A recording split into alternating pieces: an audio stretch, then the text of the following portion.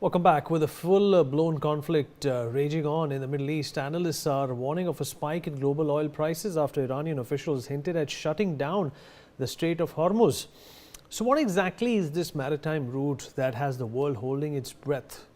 Well, located between Oman and the UAE in south and Iran to the north, the channel accommodates the world's largest crude carriers. The narrow waterway is the only link between the Persian Gulf with the Gulf of Oman and the Arabian Sea beyond. The 167-kilometer long strait is 33 kilometers at its widest, with the shipping lane just 3 kilometers wide in either direction, making it the world's most strategically important choke point. To get an idea of its central role in oil and gas trade, consider this. Between 23 and 25, 20% of the world's liquefied natural gas and 25% of seaborne oil trade pass through it.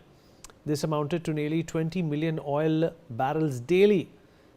With one-fifth of the world's global oil consumption passing through it, it is considered the world's most vital oil shipping corridor.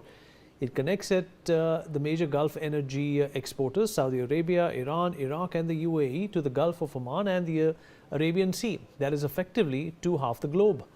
That brings us to one of the most major outcomes of the current situation, the closure of the Strait of Hormuz. Let's take you through the latest developments and then of course we'll get some experts to opine on what they think it's likely to do. Well, the Strait of Hormuz, the 2026 closure owing to these attacks on Iran, the first main closure of the Strait of Hormuz, like I said, which is responsible for one-fifth of the dissemination of world's energy, be it natural gas or be it crude oil. The strait has never been closed during Middle East conflicts, though Iran has threatened to do so many times in the past.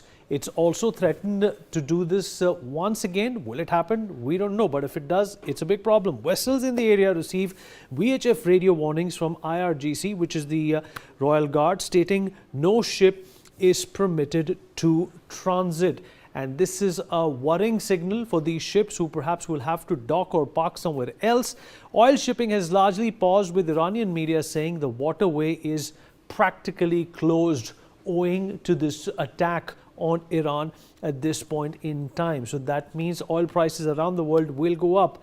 The Palau-flagged oil tanker under US sanctions hit off Oman's coast following Iranian strikes, as you can see from these visuals as well. And in fact, this global economic downfall is something that most countries, including India, are concerned about. Oil and gas majors and traders have suspended shipments via the strait. If they don't take this route, they'll have to go from beneath Africa through Cape of Good Hope, and that is a longer route. In essence, that will also be extremely expensive. Oil markets brace for possible supply shock amidst this disruption, and this is one industry that has always been on the move.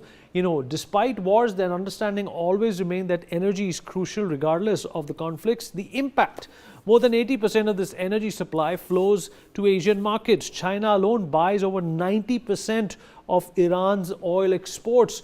So a huge concern for China as well. All economies, in fact, who are on this side of Asia Minor will be affected by this kind of suspension. And this is important to understand that with India also bracing for this impact, what is it likely to do when it comes to this energy crisis? What is it likely to do to perhaps even the stock market, which is already bearing the impact of what has happened worldwide in the last few months? Joining us to talk about this is Major General Rajan Kochhar, defense expert. Mr. Karori Singh, foreign affairs expert, is also with us on the program. But first up, we have some breaking news coming in. Iran's foreign minister Abbas Araghchi has stated that Iran has no intention at this stage of closing the Strait of Hormuz and no plans to disrupt navigation there. Well, this is a good sign. This is in fact a practical voice coming from Iran at this point in time. General Kochhar, I'll begin with you, sir. I just spoke about the importance of this strait and how Iran can choke it, disrupting oil supplies and energy supplies to this side of the world. That definitely should not happen, and now we know it won't happen.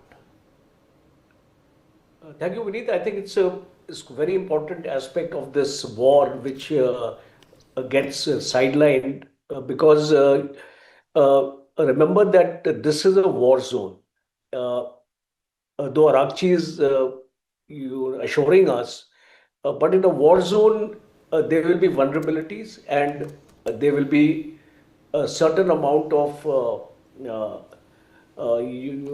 actions, collateral your kind of actions, where the missiles are flying all over, and we have seen missiles are hitting in Oman, Kuwait, UAE, and Bahrain. So it's not impossible that in case you fire a missile on the other side, it falls a shot and it targets a ship. So when these kind of projectiles are flying in this area, whatever Arachi may say that he has not closed the Strait of Hormuz, but the vulnerability will remain. Second important point, that as long as this war is on, this situation is on, I don't think any country will take the risk of sending its tankers on this route. You see, unless there is assurance from both sides, including the US, including this thing, and some kind of a mechanism is available, maybe keeping a few hours ceasefire when this movement of these shipments are taking place in this area, because we have seen in the Red Sea also, uh, uh, where the Houthis are there, uh, uh, they have already started this action there, and in the Red Sea also disruption is there. In the Red Sea also almost 18 to 20% of the world trade, including oil, petrochemicals, etc., is happening. So presently I don't think that it would be safe to assume that Strait of Hormuz is a safe zone right now. Second aspect is that uh, alternative supply chain routes, though available, are going to be costly, longer, and the insurance cost and the freight cost will go up. It will directly impact countries like India, South Korea, Japan, China, who are the major manufacturing your hubs, who are directly affected by this. And we have, on our part, though we have our reserves inbuilt, I'm given to understand that 75 days to 90 days of reserves are inbuilt with India, and they can sustain this kind of a disruption for maybe a month or a month and a half. But beyond that, I think it'll start impacting. Because last time also, if you remember, when there was this thing happening on the Red Sea, and I distinctly remember the petroleum minister coming on record and mentioning that it is not going to affect the economy, it is not going to affect, because we have sufficient reserves available. Similar kind of a situation now I'm visualizing. So I think a cause to worry will only happen that in case this conflict gets prolonged. And according to my assessment, the way things are happening, and the way is US also would not like to prolong this conflict beyond a time, and also Iran. And what I actually visualize is the next about 3 4 days is going to be a very intense kind of a war, in which maximum damage from both sides will actually try to do on each other, so that by the time you arrive at day 5 or day 6, you are in a position where both sides could justify and exit from here, because United States is also looking for exit, because we need to understand, when we talk about a regime change, it cannot happen through your missiles and drones, because it has to happen with either people of Iran wanting a change, or there is a boots on ground. And neither of those two eventualities are happening as of now. But the people of Iran, I think, I'm given to understand that they may not like this present administration or this leadership, but they don't like the Americans either. So that is a situation which I think as of now we need to analyze, and maybe in the next 3 4 days things will become slightly more clearer. So breaking news coming in at this point in time, Iranian Jabaran class corvette has been struck by US forces during the start of Operation Epic Fury, and the ship is currently sinking to the bottom of the ocean, is what we are learning. And according to a video released by US CENTCOM, this is what is taking place at this point in time. Mr. Karori Singh, foreign affairs expert, is also with us on the program. Mr. Singh, well, right now it's just a couple of days to this conflict. How far do you think this conflict is going to go? We all know that Iran is at home when it comes to this war. The logistical edge that Iran will have vis-a-vis Israel and the United States, can that be undermined at this point in time? You see, Vinit, as regards the domestic situation of Iran, I think after this Epic Fury operation and the Israeli operation, it will remain somewhat disturbed for, if not for years, for months as well. There may be some violent activities in the domestic affairs of the Iran. The problem, however, is Khomeini was not merely a political leader. He is also a spiritual leader of the Islamic faith.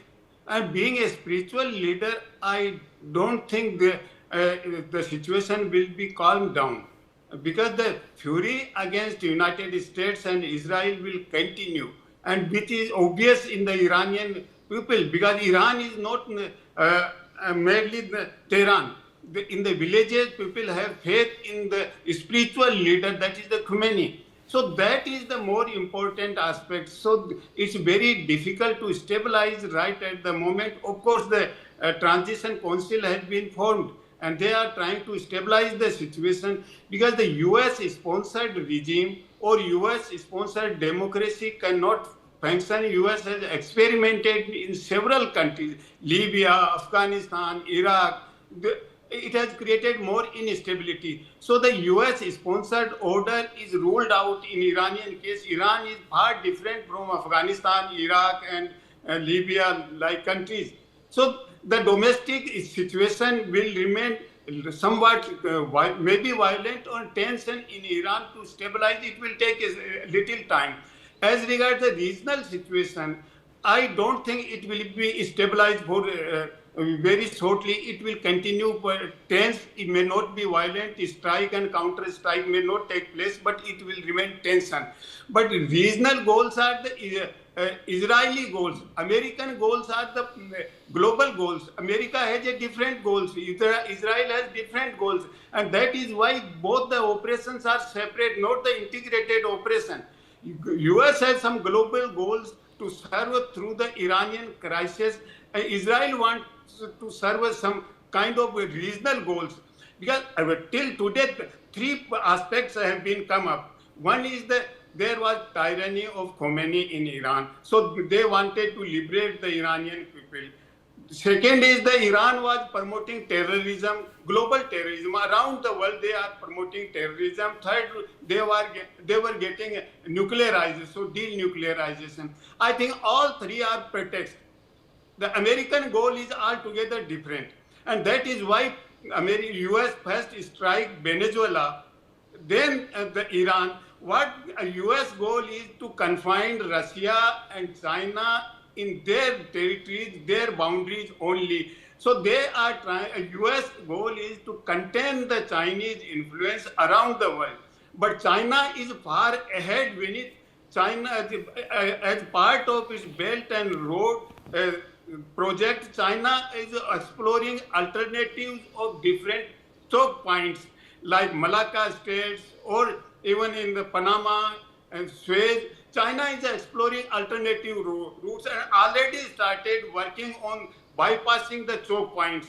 About the Malacca Straits, China is trying to have a canal from Cambodia to Thailand and connect the Indian Ocean directly. Similarly, from Peru to Brazil, they are exploring already started work. So China is far ahead that if US influences certain kind of things and then some choke points become vulnerable, there must be some alternative route for the supply chain, because China's trade is more related to the supply chain, consumer goods, and because at this point of time, China is the only country which is serving the needs and requirements of the global community in consumer goods. US is not doing.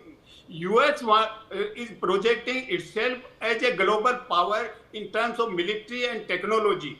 And for that, Trump has announced one mission, that is the Genesis mission. And he told this mission is the most important mission after the Manhattan Project during the Second World War.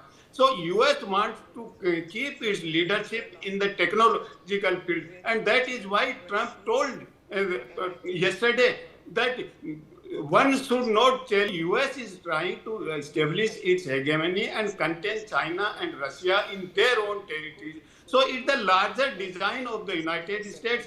Israel's design is to keep divided the Muslim countries so Israel can survive surrounded by the Islamic countries, because Islamic faith has its own mobilizational pattern. Now the response of the Iran's the operations on the Iranians by Israel and US is the highly diversified.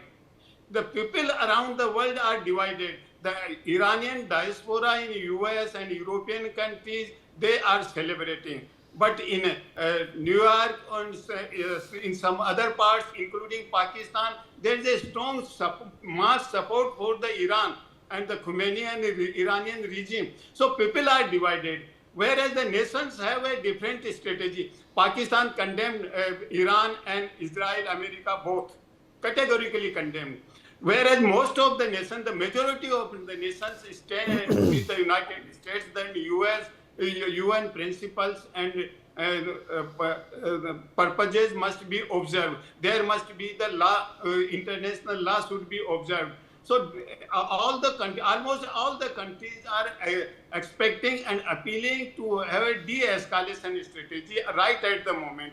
That is the priority. But how things will settle down, since this Khomeini was a spiritual leader as well. That is the serious question. If killing the spiritual leader, is the political leader killing may be pacified after over a period of time. But killing a spiritual leader, and that is why the Iranians are giving slogan that lived like Ali, died like Hussein. So that is the serious question, and there will remain, I think, particularly the Islamic world will remain